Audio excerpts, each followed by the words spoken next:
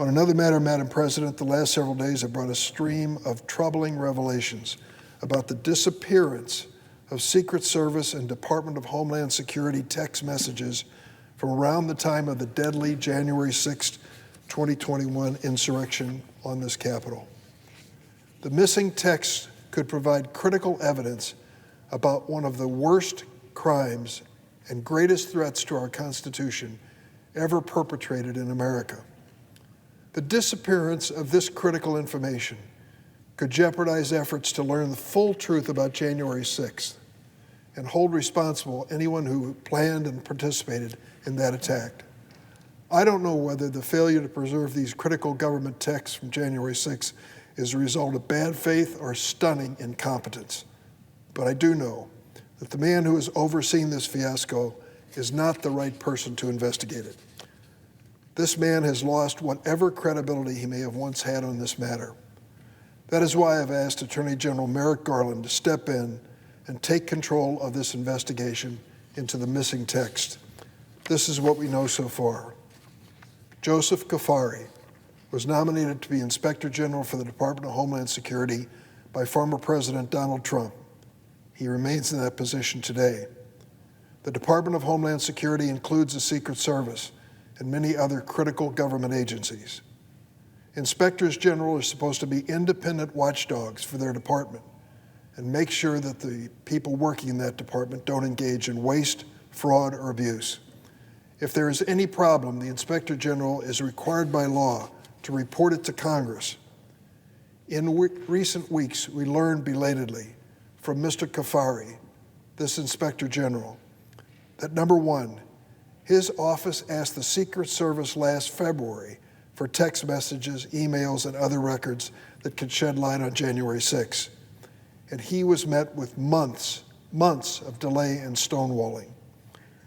Mr. Cuffari has known since at least this February of this year that Secret Service texts from January 6 had been erased in supposedly routine resets of the agency phones.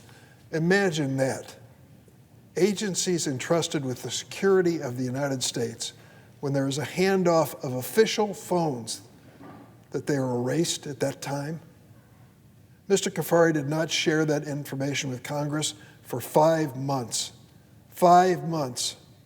Mr. Cuffari also belatedly informed Congress that texts from the cell phones of the top 2 leaders in the Department of Homeland Security during the insurrection, Acting Secretary Chad Wolf, Acting Deputy Secretary Ken Cuccinelli, were apparently lost during another reset after they turned in their government phones. Imagine the fumbling of critical information about an event as historic as the January 6 Trump insurrectionist mob that invaded this Capitol. According to public reports, department staff actually came up with a plan to retrieve the deleted emails when they first learned about them. Listen to this. Mr. Cuffari's office inexplicably killed the plan. This just isn't another government agency we're talking about, as important as that would be. The Department of Homeland Security has some of the most sophisticated intelligence and investigative capabilities, not just in the United States, but in the world.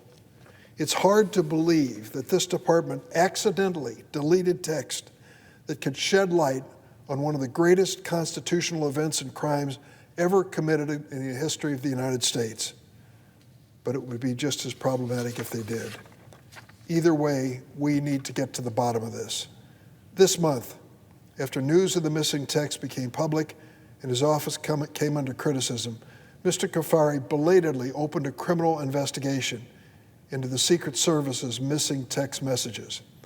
It was the right thing to do, but he's the wrong person to do it. Mr. Cuffari has lost his credibility. The same law that allows Mr. Cuffari to conduct this criminal investigation, the Inspector General Act, gives to the Attorney General of the United States the power to take control of it. It's time for Attorney General Garland to step in and oversee this investigation with impartial professionalism that justice and history demand.